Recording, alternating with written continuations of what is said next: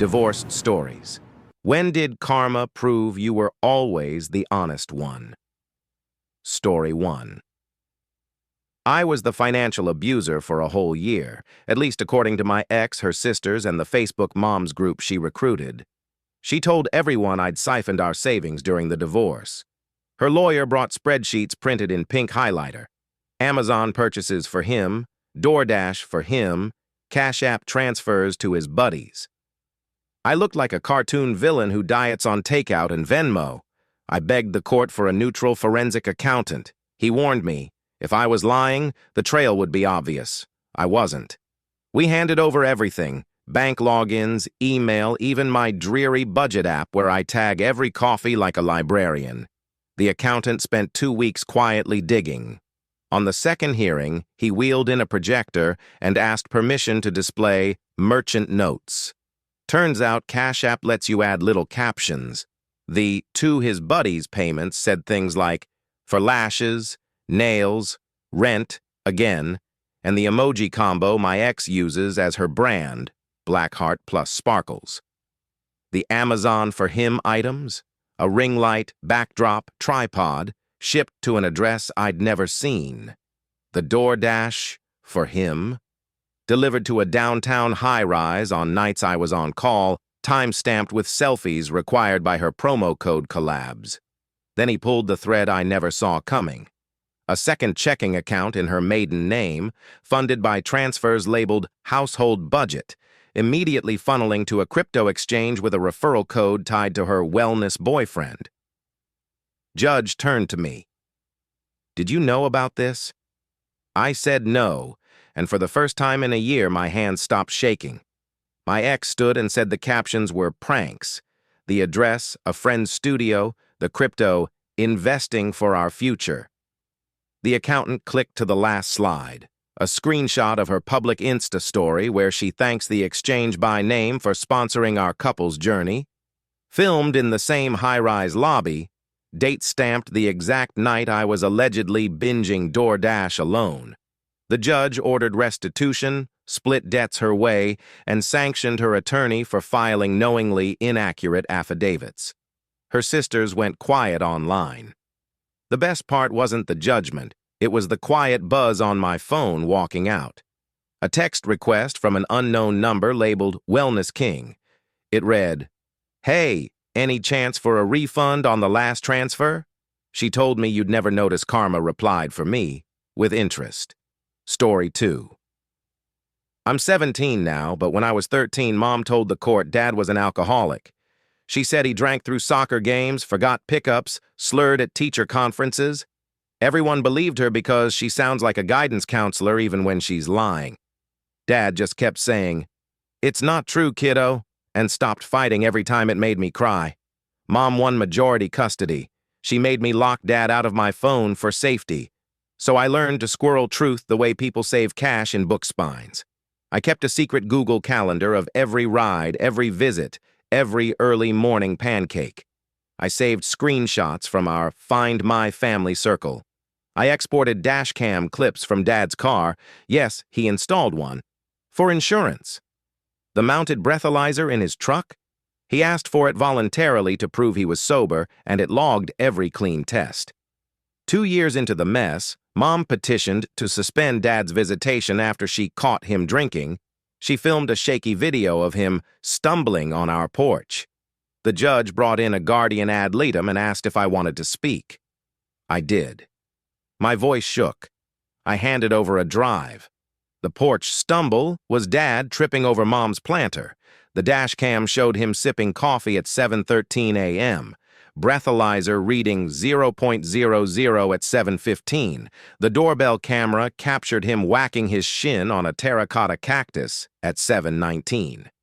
The missed pickups?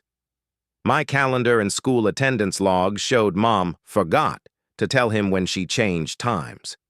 The slurred conference? Audio from my phone, I record lectures for ADHD stuff, proved Dad didn't speak. Mom did, after a happy hour with co-workers. The judge looked tired, then kind. Custody flipped to 50-50 with conditions for both. Mom had to start AA and stop the smear posts. Dad cried in the hallway in that quiet way dads do, shoulders and eyes. Karma arrived 1 year later at my school award night. I got a little medal. I asked to be dropped at Dad's after. Mom said okay and handed me a letter. For when you're ready. It was an apology. Not perfect, not clean, but true enough. I was afraid of losing you, so I lied. You were always watching. I forgot you were learning, too. I'm still splitting weeks between houses. The breathalyzer is gone. The cactus is still dented. I keep the medal in the same drawer as Mom's letter. Both remind me, truth needs a record, and sometimes the kid becomes its witness. Story 3.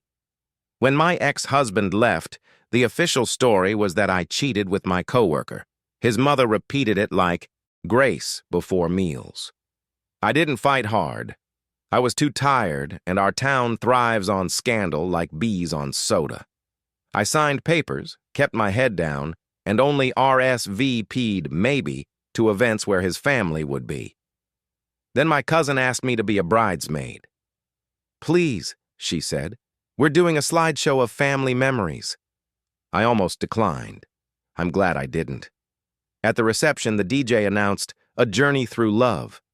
Everyone turned to the screens, baby photos, graduations, goofy pool shots. Then a live photo appeared, one of those 2-second motion clips you forget are motion. It was my ex, months before he left, grinning in a hotel mirror while a woman in a red dress ran past behind him to hide. Everyone laughed, thinking it was a photobomb, until the motion looped again and her reflection kissed his cheek. The timestamp sat in the corner like a tiny witness. The same weekend he swore he'd been at a fishing tournament with his dad. Silence spread like dye in water. His mother, who had curated the slideshow from the shared family album, stood up slowly. The cousin whispered to the DJ to skip ahead. He fumbled the remote, and the next slide was worse. A burst mode from that same night, door cracked, her heels in frame, his shirt on the wrong man's chair. The crowd turned from the screen to me like a stadium wave reversing. Later, his mother found me near the bathroom doors. I didn't know, she said. I would never have. She trailed off and hugged me stiffly as if apologizing to a stranger she'd just yelled at in traffic. My ex slunk out the side door. The groom's aunt, who works at the hotel, came up with a polite smile sharpened by years of front desk training. Funny thing, she said, our cameras were down that weekend, except the elevator. Long red dress in and out, hour apart. She winked. I'll send your cousin the footage. For the scrapbook, I went home at 10 p.m., carrying flowers I didn't catch during the toss. At midnight, my phone pinged with a new shared album invite from my former mother-in-law. We were wrong. Inside, every photo from that weekend, time and place tagged, no denials left. The caption on the first picture said, "You were always the honest one." It wasn't a reconciliation. It didn't fix the years I'd been called liar. But it did something heavier. It shifted the family's orbit back toward true north, one looping live photo at a time. Story 4. I manage IT for a small architecture firm, the same firm my ex-wife worked at before we separated. When she quit during our divorce, she filed a wrongful termination claim, telling the board I'd manipulated timesheets and sabotaged her laptop to force her out. She shared screenshots of error logs and a slick PDF timeline that made me look like a vindictive tech goblin.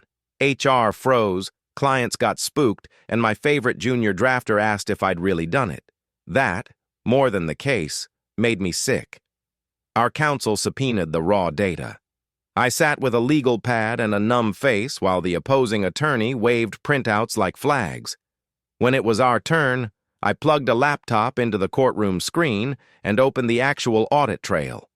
Every Slack message ever posted in our workspace exports with a unique hash and server timestamp.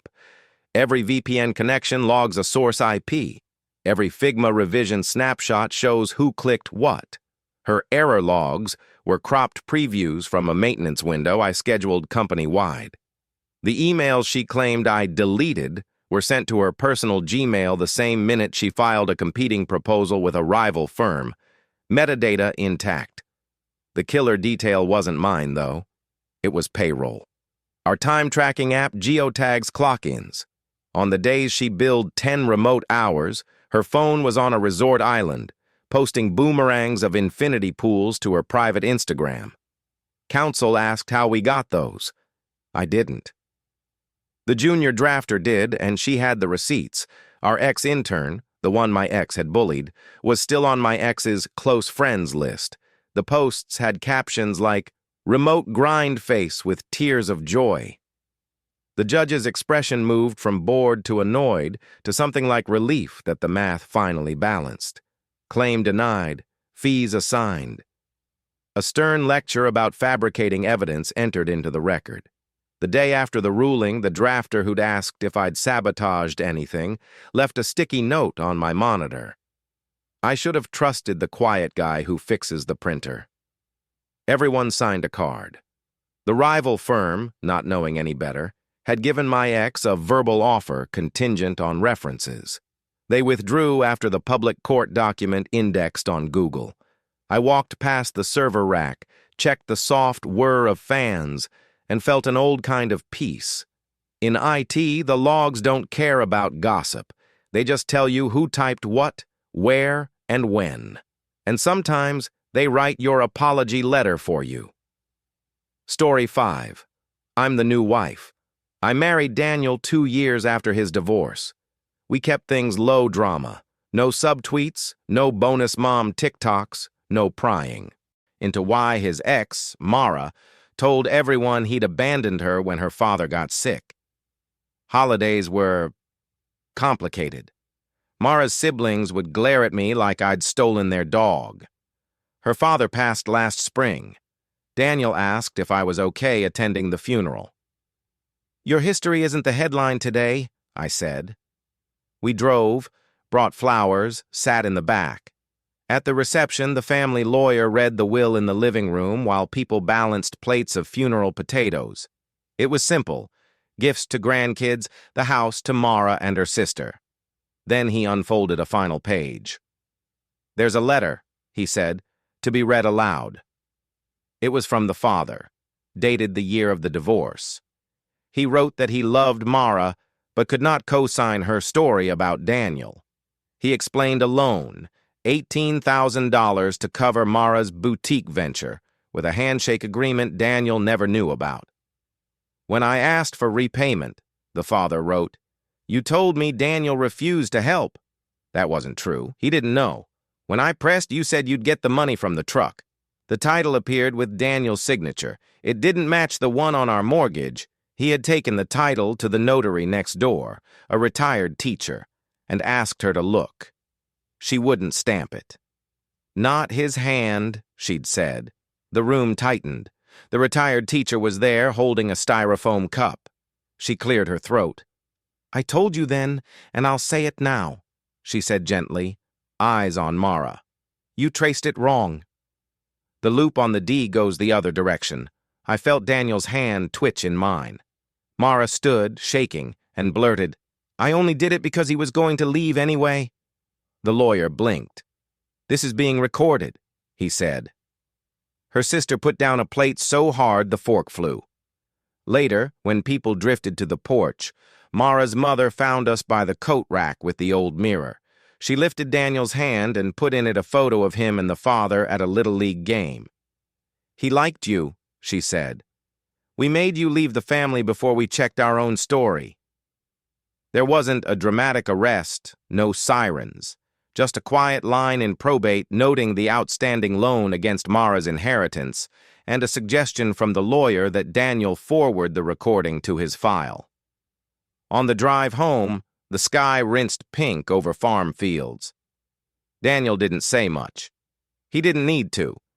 Karma had shown up in a voice that sounded like a father's patience, slow, tired, precise, and it had proved what I already knew. He'd been the honest one all along. Story 6. I was the tax cheat, That was my ex's favorite chorus after we split. She told my in-laws, my boss, even our kid's soccer coach that I'd hidden cash gigs and stuck her with penalties. When a random letter arrived from the IRS inviting me to a correspondence audit, the rumor graduated to gospel. I stopped getting invited to birthdays. My father-in-law returned my Christmas card unopened. At the audit office, a woman with a gentle voice and hawk eyes walked me through line items. "We see multiple 1099K forms routed to your address," she said. I blinked. Side hustles? She rotated the screen. The payee name was my ex's maiden name, but the mailing address was our old house. Mine now. The kicker wasn't the name, it was the IP log the IRS had pulled for e-filings. Every return for those accounts was filed from the same IP as my ex's boutique's Shopify backend, on days she posted behind-the-scenes reels. There was more. She'd filed as head of household while we still cohabited, claimed our son as a dependent both years, and reported alimony paid to me, a category that doesn't exist unless there's a court order, which there wasn't. The agent slid a packet across the desk, screenshots subpoenaed from the payment processor showing payouts to an account ending in her birth year, and a selfie she'd uploaded to verify identity. She posed with a lavender phone case. I'd bought it on a Target run. I didn't gloat. I just answered questions and handed over the boring truth. My W-2, a spreadsheet of paycheck deductions, the automatic transfers to our joint account I'd kept even during separation. The agent sighed like someone closing a sticky drawer. "We'll reassign liabilities," she said, "and adjust the refund previously issued to Ms."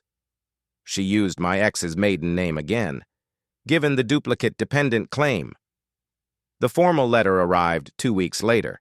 So did a flood of texts. From my ex. "Can we talk about a payment plan?" From my father-in-law, a photo of him holding our son at soccer with the caption, "I'm sorry."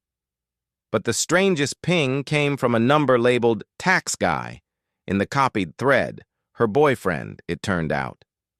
"I told you HOH was risky," he wrote. "You said he'd fold." I didn't reply. Karma had stamped the envelope for me, postage paid, certified. The rumor died the quiet death of a bill in collections. The next Christmas, my card didn't come back. Story 7. I'm an RN. My ex is too. On our unit, we were the nurse couple until things went septic. When I filed for divorce, she accused me of diverting meds, stealing opioids from patients. HR put me on leave, and her lawyer tried to kneecap my custody case with the accusation. "He's unsafe around controlled substances," she said, eyebrows arched like IV tubing. I sat through the state board hearing with my badge turned backward. The hospital's pharmacy manager wheeled in a cart like a professor. He opened the Pyxis audit. Every controlled med removal logs, the nurse's badge, time, patient ID, and blind count discrepancy. "Look at the pattern," he said. The removals tied to my badge lined up exactly with orders and waste documentation, co-signed by other nurses. The removals tied to my ex's badge included multiple override entries for patients not assigned to her, followed by waste pending that never got completed. The board members leaned forward. Then came the badge door swipes. She'd accessed the med room during breaks when I was charting with a patient family in conference rooms, proved by visitor log signatures. The pièce de résistance was a tiny thing only nurses care about, her MAR corrections. She'd corrected doses with a reason code of documentation error 3 times on a patient who'd been off the unit for imaging. The transport timestamps didn't lie. My ex's lawyer tried to pivot. He could have used her badge. The manager clicked to a grainy but clear clip. The med room camera.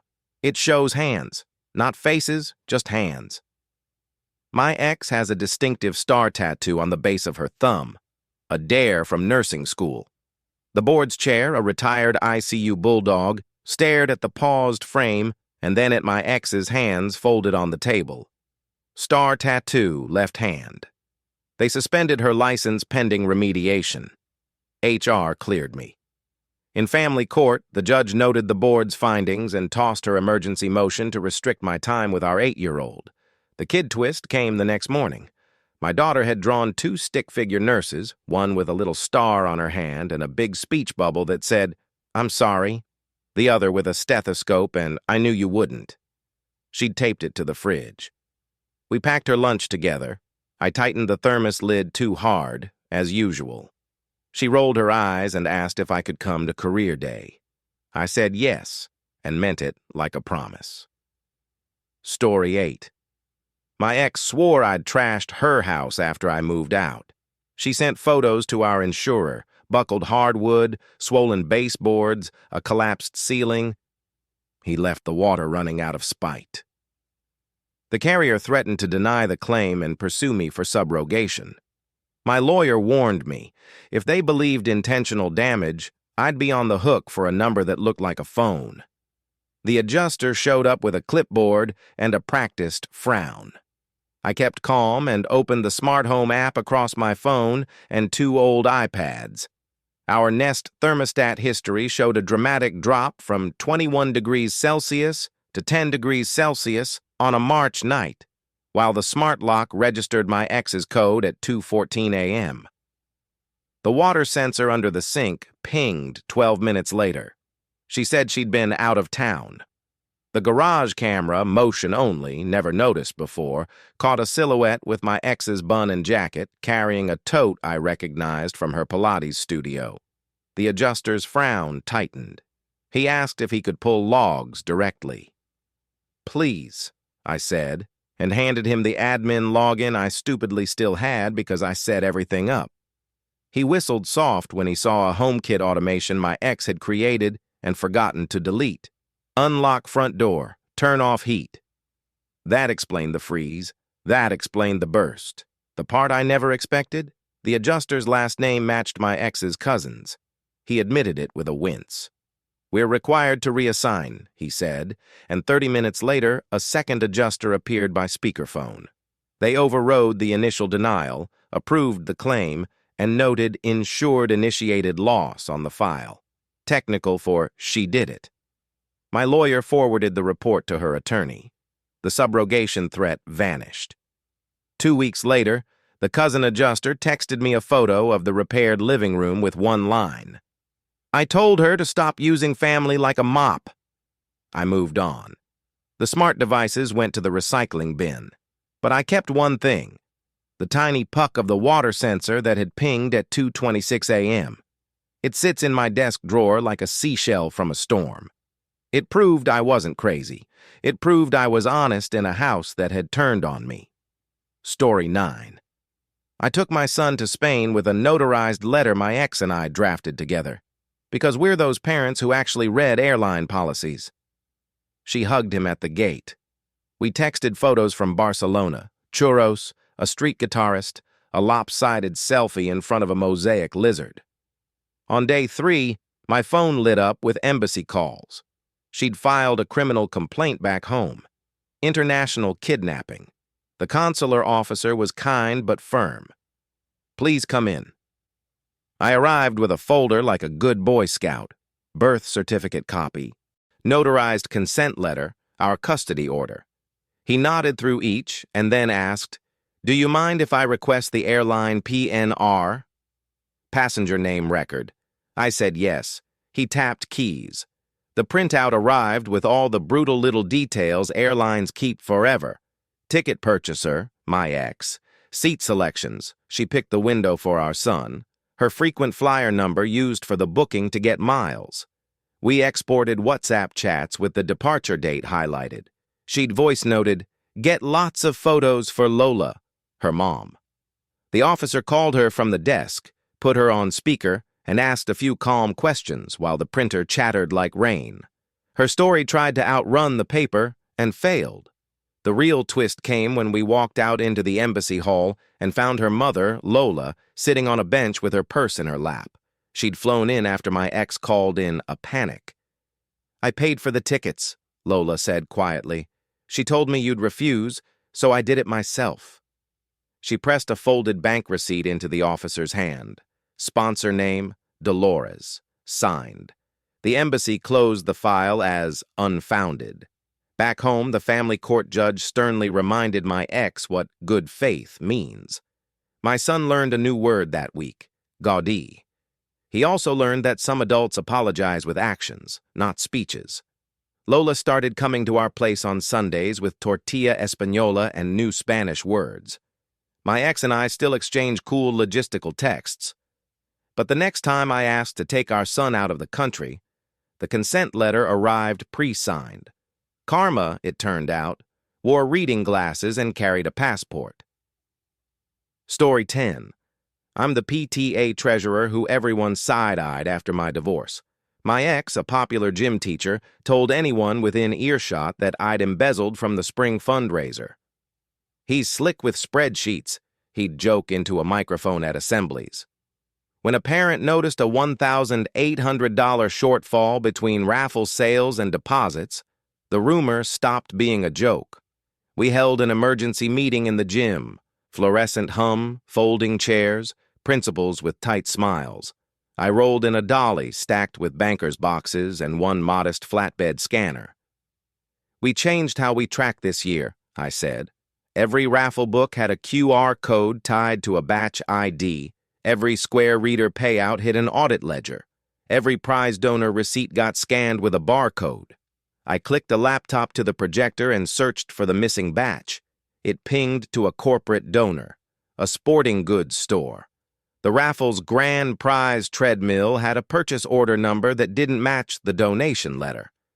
That number traced to a retail sale 3 days after the fundraiser, to a card ending in the last 4 digits I knew by heart because I'd paid on it for years. My ex's. The Square deposits from our school's account? All present.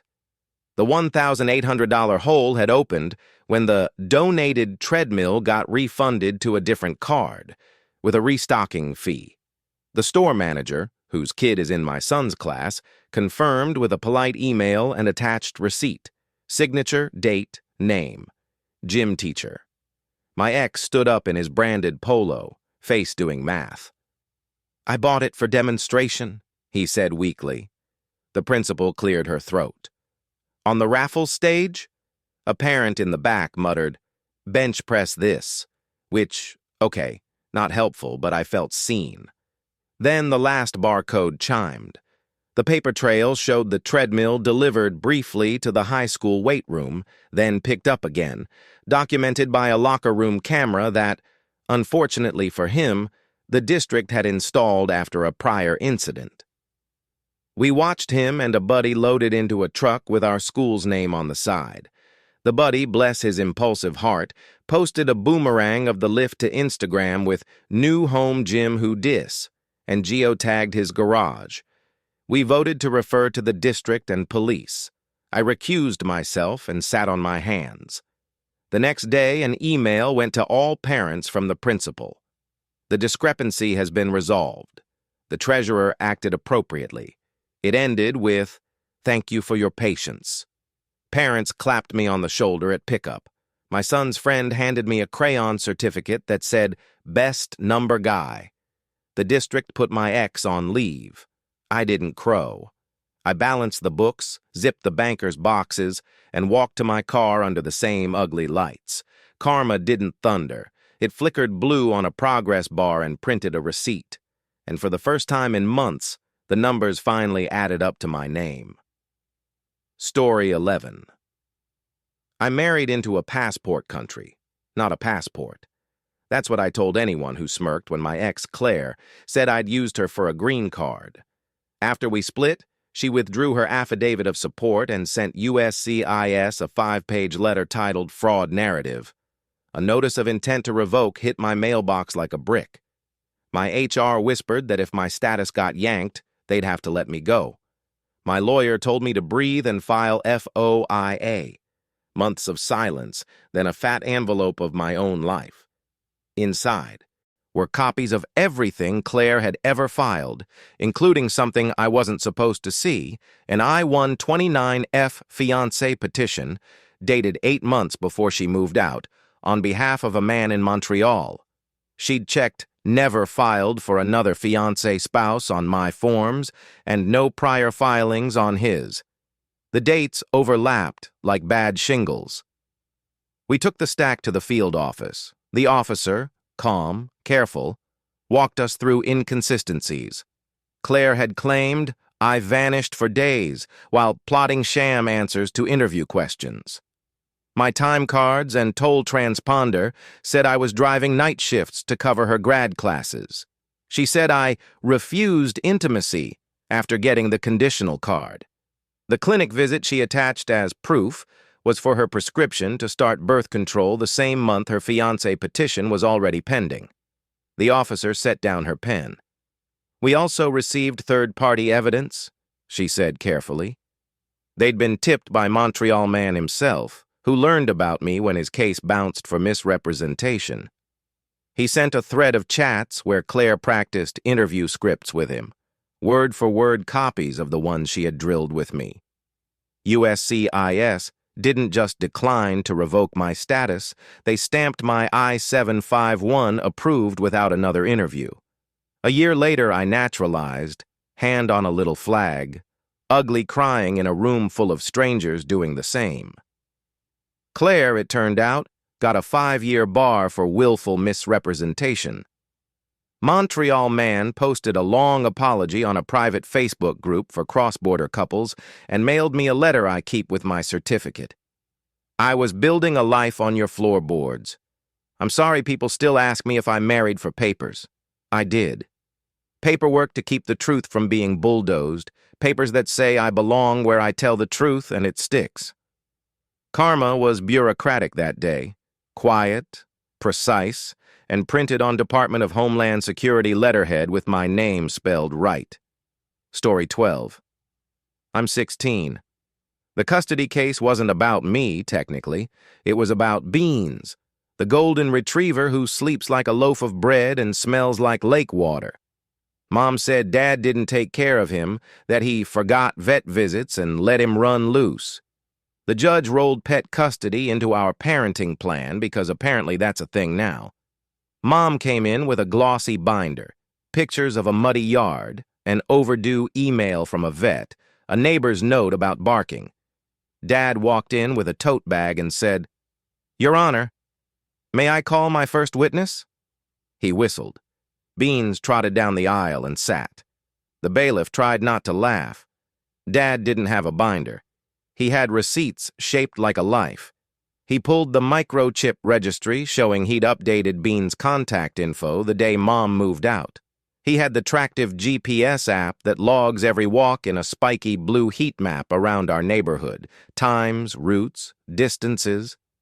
On nights I slept at Dad's, the map looked like a kid's scribble art, because I'm the one dragging Beans to sniff every mailbox. The overdue vet email. The clinic printed a correction. Mom had changed the contact email to hers and marked, "Do not contact father," after an argument. The neighbor's note about barking? The neighbor showed up with a video from the day Mom's boyfriend did fireworks in his driveway at midnight. Then Dad pulled out a Polaroid from a fridge. Beans with a cast on his paw last summer, Dad holding him like a toddler, me ugly cry smiling. "He stepped on glass," Dad said. "We spent 4 hours at emergency. He got stitches. He got a donut cone. He got puppuccino. The vet bill matched the timestamp. The judge asked if Beans had ever run loose.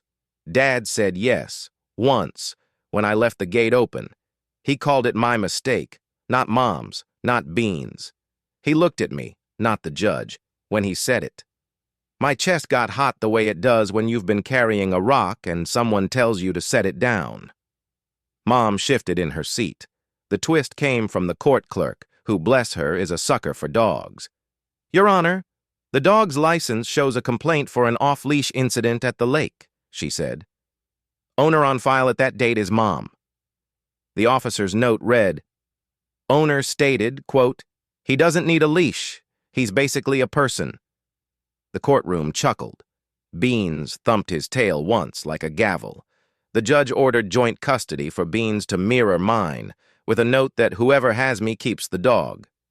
On the way out, Mom handed me a bag of homemade treats and said, "He likes the salmon ones."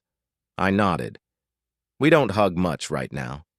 But when Beans jumped into my lap in the car and sighed that big dog sigh, I felt something simple and honest. My family is messy, but our dog knows who takes him for walks. Karma wore a blue heat map and a donut cone, and I got to be the kid who told the truth with a leash in his hand.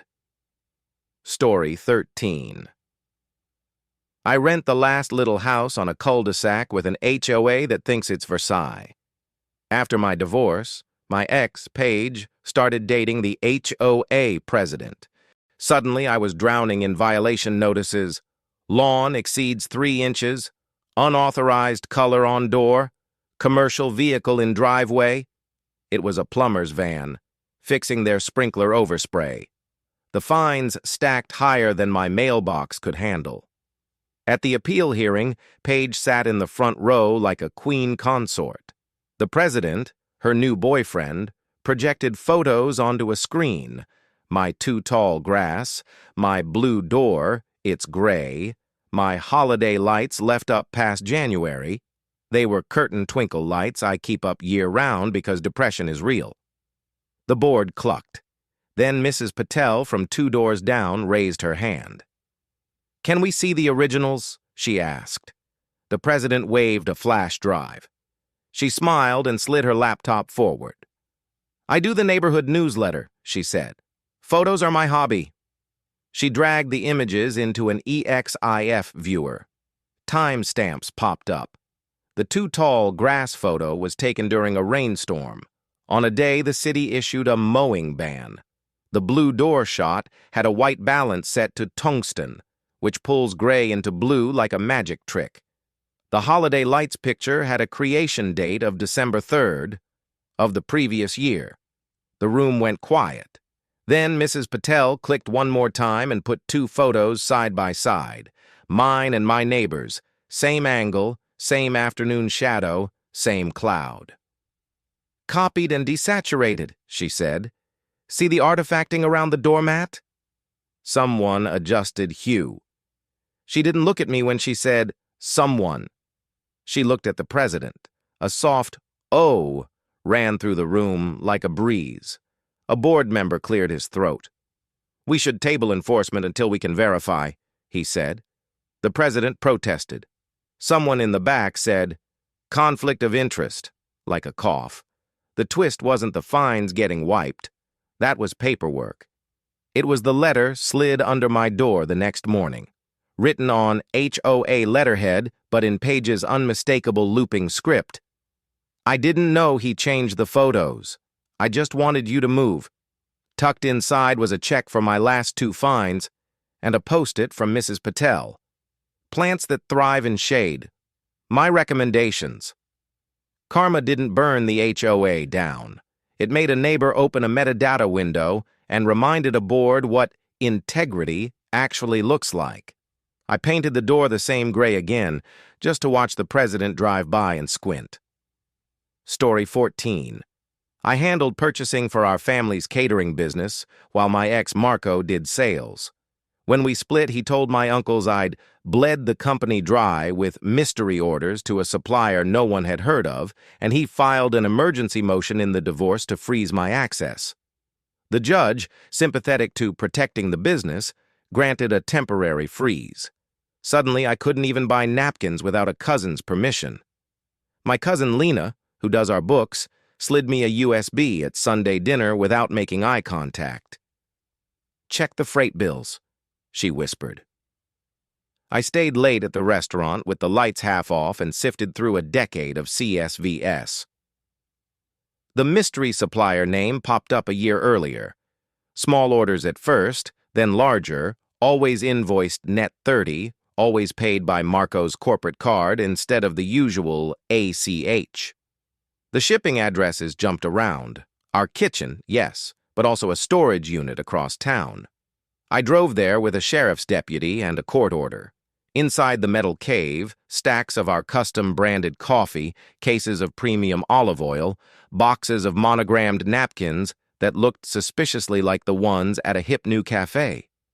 The cafe's Instagram, all latte art and exposed brick, tagged Marco every other post. He'd been funneling inventory out the back and reselling it to his side project, then treating my legitimate purchase orders like theft. In court, Marco waved his hands. She was over-ordering.